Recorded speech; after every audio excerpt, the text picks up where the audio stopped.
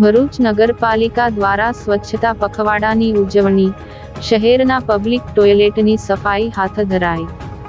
ભરૂચ શહેરને સ્વચ્છ બનાવવા અને સ્વચ્છતા અંગે લોકોમાં જનજાગૃતિ લાવવાના આશય સાથે ભરૂચ નગરપાલિકા દ્વારા સ્વચ્છતા પખવાડાની ઉજવણી કરવામાં આવી રહી છે।